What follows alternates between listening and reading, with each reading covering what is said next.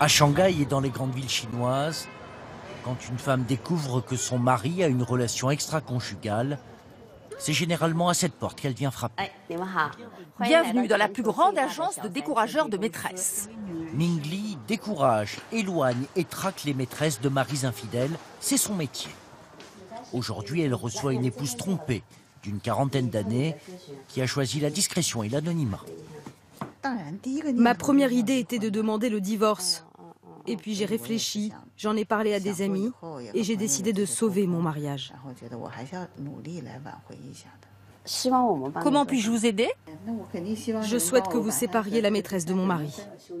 C'est clair, Madame Li et son équipe vont donc devoir convaincre la maîtresse de mettre un terme à la liaison. L'objectif ultime, c'est de sauver le mariage de ma cliente. Comment éloigner ces intruses? Grâce à 300 agents répartis dans tout le pays, des détectives ou espions anti-divorce, prêts à tout pour dissuader ou persuader les maîtresses de quitter ces hommes qui les entretiennent généralement. Yu a 5 ans d'expérience, il est passé maître en maîtresse. C'est l'un de nos meilleurs experts.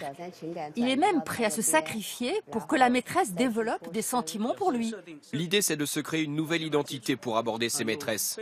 On trouve des prétextes pour les appeler, ou on fait semblant de tomber sur elles par hasard. L'objectif, c'est d'établir une relation avec elles. Quel genre de relation? En la séduisant pour l'éloigner de son amant, ou en devenant son confident pour persuader la maîtresse de rompre la liaison. Ce soir, réunion de travail sur un nouveau cas. Cette femme a ouvert un restaurant. Elle a 30 ans, elle est du nord de la Chine. Elle n'a peur de rien et elle veut cet homme. Nos décourageurs partent pour un premier contact. Pour ces Sherlock Holmes de l'amour, direction le restaurant en question. C'est un premier repérage. On n'est même pas sûr que la maîtresse sera là. C'est là, aux lumières rouges. Ils se font passer pour des clients classiques. La maîtresse en question serait la patronne de l'établissement, achetée par son amant. 1 heure plus tard, premier bilan. Regardez, on a pris une photo de la maîtresse. C'est bien elle. Elle correspond à la description qu'on nous en avait donnée. On sait même parler. Maintenant, elle me connaît. Elle a un restaurant, elle vend de l'alcool. Pourquoi pas se faire passer pour un vendeur de spiritueux?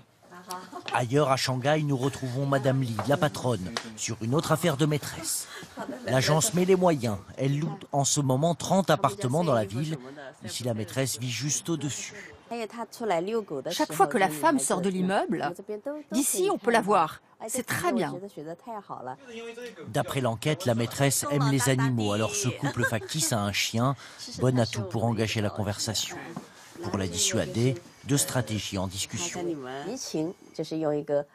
Soit on emploie un acteur qui est beau, plus beau que le mari de notre cliente, et qui pourra séduire la maîtresse, soit on lui propose d'aller dans une autre ville, Pékin ou Kunming, en échange d'un bon boulot qu'on lui trouvera.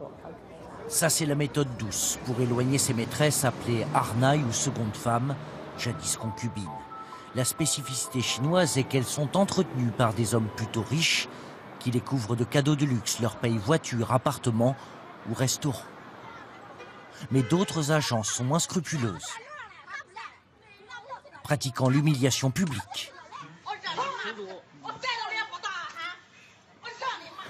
ou le flagrant délit. La cible n'est jamais le mari, c'est toujours la maîtresse. Vous savez, on a un adage ici qui dit « il vaut mieux démolir un temple que casser un mariage ». Alors les épouses, que ce soit pour leur réputation ou l'intérêt de leur famille, préfèrent ne pas divorcer. Ce soir à l'agence, ils fêtent une victoire. Il faut 6 mois en moyenne pour l'équipe de Ming Li pour résoudre un cas, facturé 60 000 €. Mais elle le garantit, l'agence a plus de 90% de réussite.